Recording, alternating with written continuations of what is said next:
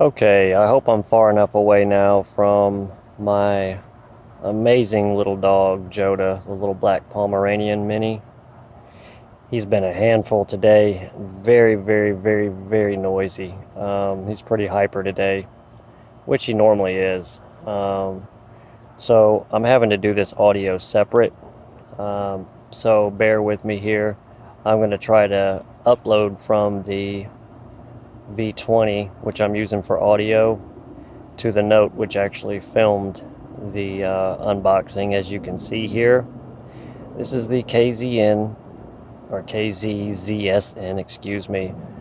One of the standard models that was released last year or so. I'm not quite sure on that, but it did get a lot of coverage, a lot of specific audio channels that do these seem to all use these as a benchmark of sorts. So when I saw a buddy of mine, Eric C., if you haven't seen his channel, check him out. He did do an unboxing of these recently, or a pair like them.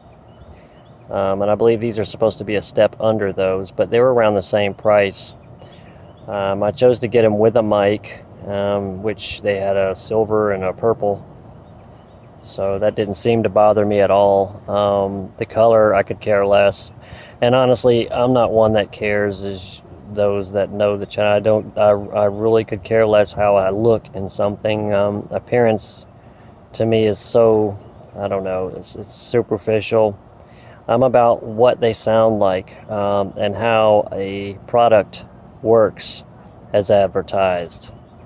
So this will not be an audiophile nor a, champion of how I look, fad sort of thing like that. This is going to be me reviewing a product at a very reasonable price towards its build quality. I guess, if nothing else, since IEMs usually started around, they were up in the hundreds, up to the thousands. And I believe these came from Shure and other higher end monitors, which Chinese usually do a pretty good knockoff, cheaper parts and stuff like that. So what I show in the beginning there is the earbuds themselves, or the monitors themselves.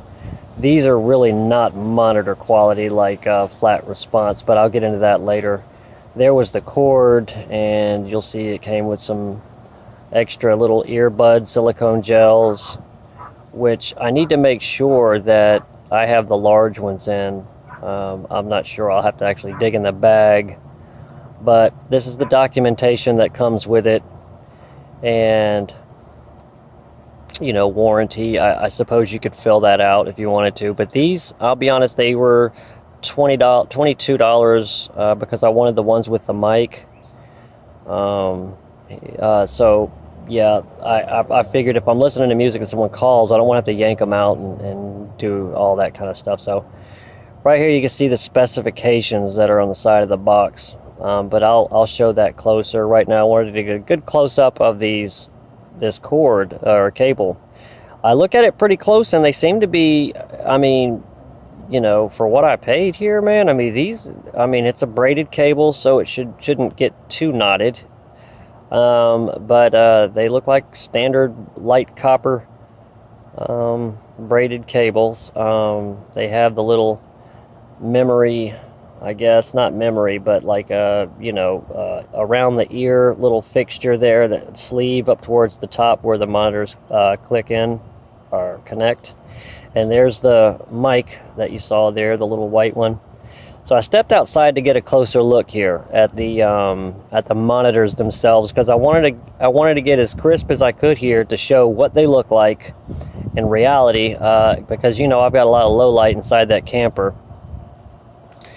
and I grab focus here, and you start to see that it's got a nice little, I guess that's a purplish. They said cyan, I believe, when I ordered them, but this says purple or violet or something, which I'm mildly colorblind, if anything, so don't take my word for the color. but I do like this metal casing. The metal casing looks pretty attractive. You know, like I said, I don't care how they look on me as long as they fit well, they're comfortable, and sound decent.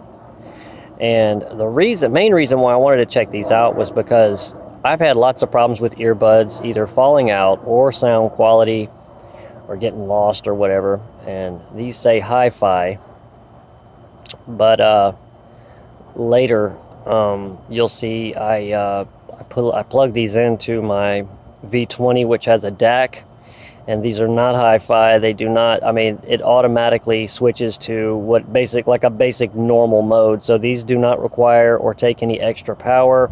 So don't be fooled by any of that or any of the reviews online that specify these as such. They are not. So these will work just like regular earbuds. You're only paying 20 bucks for them, so you can't expect $1,000 or $300 quality out of them. I imagine you could push these harder, but they do look pretty attractive. The pins and the ear parts went in pretty easily, or the wires went in pretty easily to the monitors, but they are quite attractive. I do like that shiny little metal, but here I got them in my ear a little bit there, and even though it's dark, I do go outside in another video which I'll clip. So yeah, the outdoor part right here is probably looks a little bit better, which I may not show that first part. If you just now see me wearing them, and that's what that is. I just stepped outside real quick. I got up not long ago, so I just threw a cap on. Sorry, y'all. It's just starting my day out a little late, but yeah, they work really good. So with that said, I'm gonna go ahead and plug them in and see how they sound and see what you guys think about them. Right here, I'm listening to some Roger Waters right off the bat. That was in my playlist. I only have a few songs downloaded just to check this phone out earlier. I haven't really set it up much more than that. But the headphones sound, you know, they do need to burn in. Keep that in mind. They do specify that they need to burn in for a good while. Like most do, you know, stretch out those diaphragms, I suppose. But now, as far as quality and these really needing that, I don't know. They just say they do, so I give them some time. Most headphones do require that. But I'm not like, you know, for 20 bucks, yeah, they sound okay. But everyone talks about how it's got like this great expanded dynamic bass. To me, they just sound like a decent pair of earbuds. They do not sound superior in any way. The highs are not way, you know, the highs aren't great, nor the lows. The mid-range on that particular song I'm playing here, on this one, were a little bit louder than, most people are saying that the mid-range is kind of lost a little bit. No way, it would not, especially not on this one. They were a little loud, so I do switch tracks over on to a couple of different songs, you know, to make sure that's not just the audio file itself that's, you know, like an MP3 and not a FLAC. You know, just because every song's EQ'd differently when it's recorded. And sure, I can go in there. You see, that's where it says normal, where it was in normal mode with the DAC. So yeah, these would, if on the V20 the DAC would have came in and it would have had all this other information about specifics, but this one doesn't. So here I put in Smashing Pumpkins for a little bit, and it sounded pretty good. Now it does have a wide signature, sound signature. These are far from clarity that I'm used to, or that I really rather have. They're pretty good, but they're not. They're $20, so yeah. I think their main point here is just to get a basic, decent sound out of a professional-looking pair of IEMs, and that's my conclusion. There's nothing special about it at all. The sound to me is like, it's doable doing work around the yard. I did kind of press in to mimic having some good, you know, how you kind of hold them in your ears a little bit to get that good secure feel of suction, but that was, you know, that's the best that I could get out of them for now. But we will let them break in, and I'll come back and talk about how they sound even more. But all right, guys, well, I hope you enjoyed that. You guys take it easy, and until next time, peace.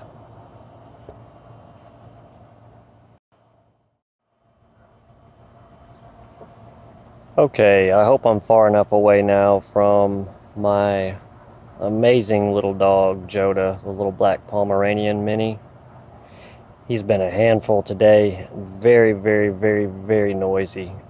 He's pretty hyper today, which he normally is. So I'm having to do this audio separate